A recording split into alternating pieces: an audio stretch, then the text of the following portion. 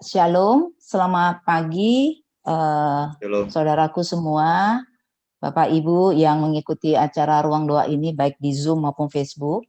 Puji Tuhan, pagi ini saya punya kesempatan untuk membagikan pesan Tuhan buat kita semua pagi hari ini, dan biarlah roh hikmat dan pewahyuan daripada Tuhan bekerja atas setiap kita dimanapun kita berada, sehingga kita bisa menangkap pesan Tuhan pagi hari ini dengan benar. Amin.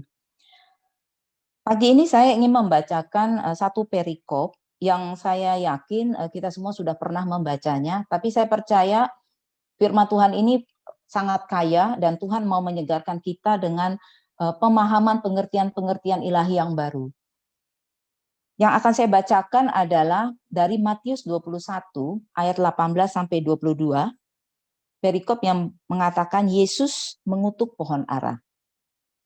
Pada pagi-pagi hari, dalam perjalanannya kembali ke kota, Yesus menjadi lapar. Dekat jalan ia melihat pohon ara, lalu pergi ke situ. Tetapi ia tidak mendapat apa-apa pada pohon itu, selain daun-daun saja. Katanya kepada pohon itu, "Engkau tidak akan berbuah lagi selama-lamanya." Dan seketika itu juga keringlah pohon itu. Melihat kejadian itu, tercenganglah murid-muridnya, lalu berkata, "Bagaimana mungkin pohon ara itu sekonyong-konyong menjadi kering?" Yesus menjawab mereka, "Aku berkata kepadamu, sesungguhnya jika kamu percaya dan tidak bimbang, kamu bukan saja akan dapat berbuat apa yang kuperbuat dengan pohon ara itu, tetapi juga jikalau kamu berkata kepada gunung ini, beranjaklah dan tercampaklah ke dalam laut, hal itu akan terjadi. Dan apa saja yang kamu minta dalam doa dengan penuh kepercayaan, kamu akan menerimanya." Saya membaca perikop ini, Tuhan memberikan saya satu pesan, yaitu berbuah karena percaya.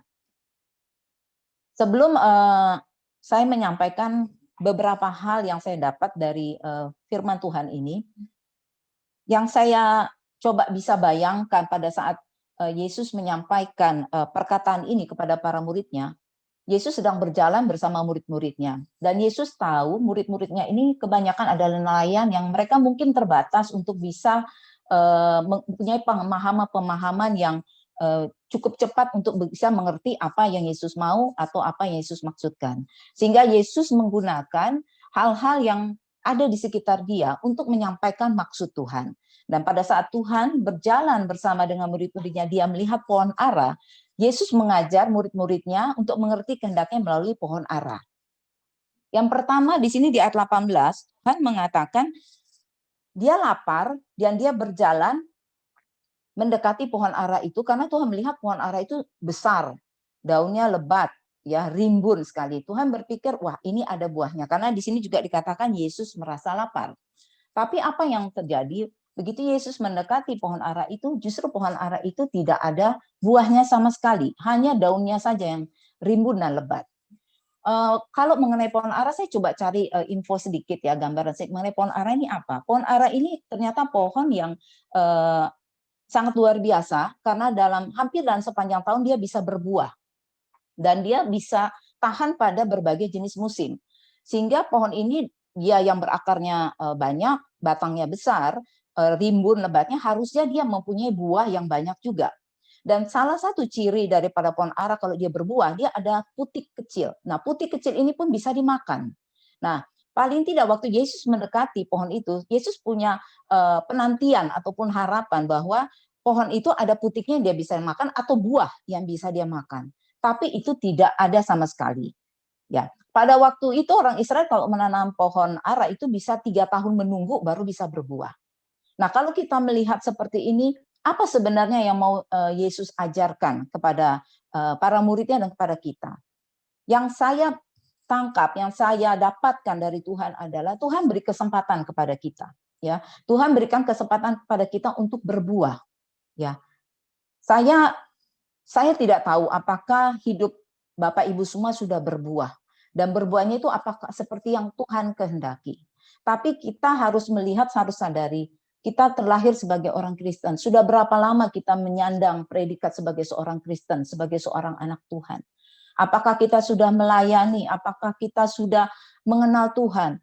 Setiap hari Tuhan memberikan firman-Nya. Oke, kita baca firman, kita doa kepada Tuhan, kita ikut pelayanan. Tapi apakah semuanya itu sudah menghasilkan buah yang Tuhan bisa nikmati? Karena yang Tuhan mau adalah Dia mau menikmati hidup kita yang berbuah itu.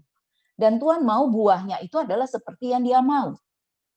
Nah, kita harus tahu juga buah seperti apa yang Tuhan mau. Ya, di firman Tuhan di Galatia 5 itu sudah jelas Tuhan berkata, hidup kita harus menghasilkan buah-buah roh. Buah roh itu kasih, sukacita, damai sejahtera, kesabaran, kemurahan, kebaikan, kesetiaan, kelemah lembutan, penguasaan diri. Ini adalah buah-buah roh yang Tuhan mau kita punya di dalam hidup kita.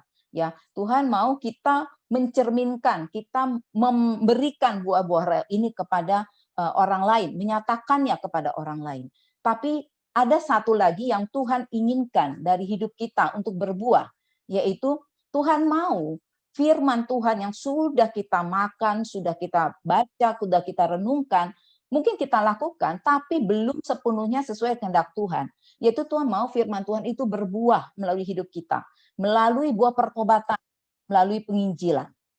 Ini yang Tuhan mau sampaikan dari yang pertama, bahwa Tuhan mau menikmati buah dari kehidupan kita, yaitu buah pertobatan melalui penginjilan. Dan kita tahu bahwa penginjilan ini merupakan amanat agung Tuhan Yesus, ya, di Matius 28 sampai 18 sampai 20. Jadikan semua bangsa murid Tuhan dan ajar, baptis dan ajar mereka. Dan saya mengucap syukur sekali, saya bersyukur saya bisa ada di Harvest Academy ini. Saya Kristen, terlahir Kristen. Saya kenal Tuhan Yesus, saya baca firman, saya berdoa. Ya, tapi saya mungkin belum sempurna untuk melakukan kehendak Tuhan, yaitu untuk menginjil. Nah, di Harvest Academy inilah saya lebih lagi dibekali untuk bagaimana bisa menghasilkan buah-buah pertobatan. Karena ini yang Tuhan mau. Tuhan tidak mau kematian orang fasik, tapi pertobatan. Jadi yang pertama adalah Tuhan ingin menikmati buah dari kehidupan kita. Kemudian hal kedua adalah kalau kita baca dari ayat 20 sampai 21, Tuhan ingin menyatakan kuasanya kepada setiap orang yang percaya dan beriman kepadanya. Kalau di sini di dalam perikop ini kan murid-murid itu mereka melihat Yesus melakukan mujizat. Murid-muridnya terkagum-kagum dan ini bukan mujizat pertama yang dilakukan Yesus di hadapan murid-muridnya, tapi murid-muridnya masih terus terkagum-kagum dan tidak menangkap maksud Tuhan. Ya, bahkan di sini pun mereka tidak mengerti maksud Tuhan karena Tuhan mengatakan pohon ara engkau tidak akan berbuah selama-lamanya dan daun-daunmu akan kering seketika itu juga. Mereka hanya terkagum, mereka tidak mengerti maksud Tuhan. Ya, maksud Tuhan di sini adalah Tuhan mau menyatakan kepada murid-muridnya, kalau kau melakukan seperti apa yang kukatakan, kukendaki, kalau kau percaya dan tidak bimbang, kau bisa melakukan seperti apa yang aku lakukan. Bahkan lebih dari seperti yang aku lakukan. Itu sebenarnya yang mau Tuhan Yesus sampaikan kepada murid-muridnya. Demikian juga saat kita membaca firman ini yang juga Tuhan mau kita menangkapnya. Bahwa bukan hanya kita terkagum, benar kita terkagum dengan karya Tuhan, dengan mujizat Tuhan yang kita terima, kita alami, atau kita lihat yang terjadi pada orang lain, yang terjadi kepada banyak orang di dalam ruang doa beberapa hari, setiap hari, banyak sekali mujizat yang Tuhan lakukan, yang sudah Tuhan nyatakan. Tapi bukan itu saja yang Tuhan mau, bukan hanya kita melihat, tapi kita lakukan bagian kita. Kita percaya, kita nggak bimbang, kita bisa melakukan hal yang demikian. Seperti Tuhan Yesus sudah katakan. Nah, percaya kepada Allah, ini artinya bahwa kita percaya bahwa Dia benar, Dia berdaulat, kita mengandalkan Dia sama sekali, kita andalkan Dia total. Kita tidak pakai kekuatan kita lagi, kita merendahkan diri. Agar kita benar-benar di dalam kepenuhan, di dalam hadirannya, di dalam kuasanya. Kita percaya 100%. Karena saat kita percaya, disitulah Tuhan akan bekerja, menyatakan kuasanya. Yang kedua, tadi dikatakan percaya dan tidak bimbang. Ya, kalau dilihat gini murid-muridnya nelayan, apakah bisa nelayan-nelayan itu melakukan yang seperti Tuhan Yesus lakukan? Tapi kata Tuhan, percaya dan tidak bimbang, itu saja. Karena yang mengerjakan itu nanti adalah kuasa dari Tuhan itu sendiri. Jadi di sini Tuhan mau murid-muridnya itu juga menangkap, buka hati, ya, jangan ragu sedikit pun. Demikian kita juga, kita tidak boleh ragu karena kita tahu kehendak Tuhan. Kehendak Tuhan adalah tadi kita membawa jiwa-jiwa yang bertobat kepada kita, kepada Tuhan. Jadi kita tidak boleh meragukan, kita tidak boleh lagi menunda daripada kehendak Tuhan.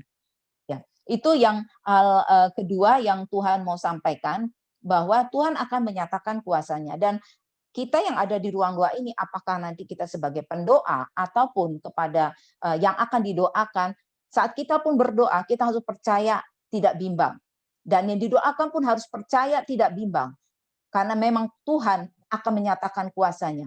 Maka menyatakan kuasanya, kesembuhan terjadi, mujizat terjadi, kelepasan terjadi. Jangan bimbang dan percaya. Ketiga, di ayat 22 mengatakan, kalau kau berdoa, mintalah dengan penuh kepercayaan dan kamu akan menerimanya. Ini ada satu iman pada saat kita berdoa, kita meminta sesuatu. Tapi yang pasti memintanya itu harus selaras dengan kehendak Tuhan. Yaitu tadi untuk menghasilkan buah bagi kemuliaan Allah. Kita tidak berdoa lagi dengan iman untuk kebutuhan kita. Karena Tuhan banyak memberkati kita jasmani dan rohani.